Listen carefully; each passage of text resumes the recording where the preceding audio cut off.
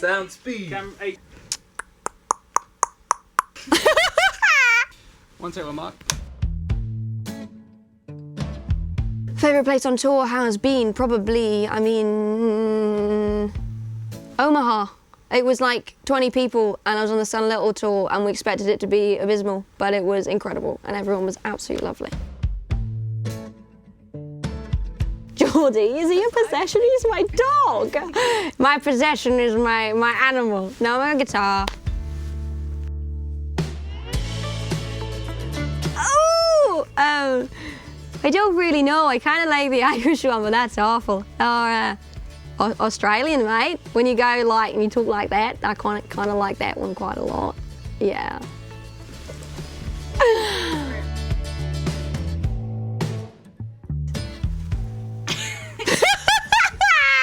There's gonna be comments being like, ah, she looks like she shit herself when she does that face.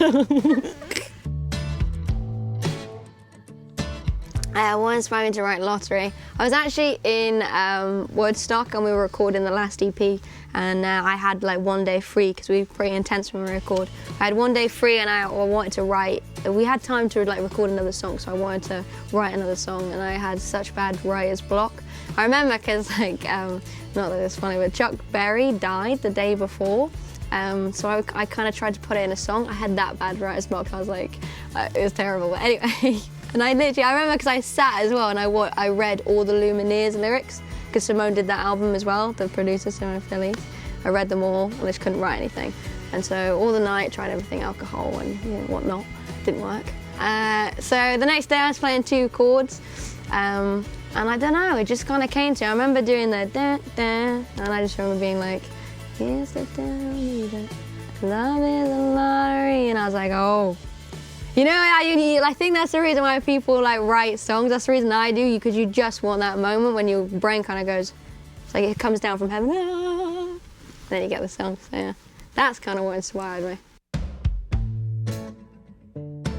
It's interesting because obviously I think with Something American, the last EP I did, it was really cinematic and the colours were a lot moodier. But at the same time, like ones you'd see in like dark kind of French films or whatever, I kind of had that image in my head, and that's why I was shot on the sound at the end of the day. But this one, I don't know, it was bright from the offset. The chords were bright, like the melody's high and like in your face, and I just saw his colour. I'm not even, synesthetic. Do you say that?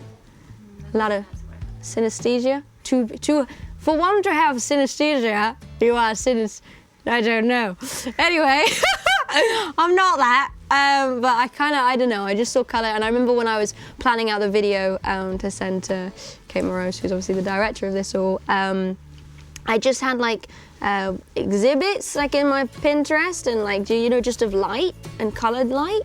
I don't know, but it ended up turning out I had one tunnel picture on it. Just like, gonna stick you in a tunnel, coloured tunnel, oh God. Okay. Growing up, it's hard because I was never the kid to put my idols on the wall. I'm not sure why. I don't think I ever really connected with a person or an idol. But in my later years, I think last year, I stumbled across Patti Smith and I found her from a poetry reading in New York in the 70s. And she does beat poetry and there's fascination with that. And I expected just to click on it as you do in a YouTube vortex and be like, oh, great. But I listened to the whole hour of it and I was like, who is this? Because when she speaks, it's interesting. If you watch interviews with her, she speaks with like a tone and a rhythm that's just incredible. And what she says is even more important. And then I feel like a kind of kindred spirit to her as well. She's really like the way she, appears in interviews and stuff like that's another fascinating one. And her music is awesome, but I prefer her poetry. But maybe I didn't put that in. Yeah.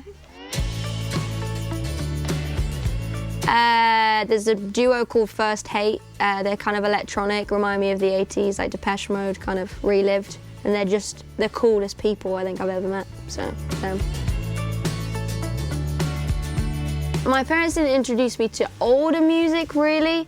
I had, you know, my mum had a friend who introduced me to like Dylan and Johnny Cash and all that kind of stuff, and you know, Crosby, Stills and Nash and stuff. But yeah, my parents were into, I've said this before loads of times, but my parents were quite young, so they were into dance music, so more present music. And my mum always had the females of that time in pop, like Kelly Clarkson and Avril Lavigne. They were always in the car.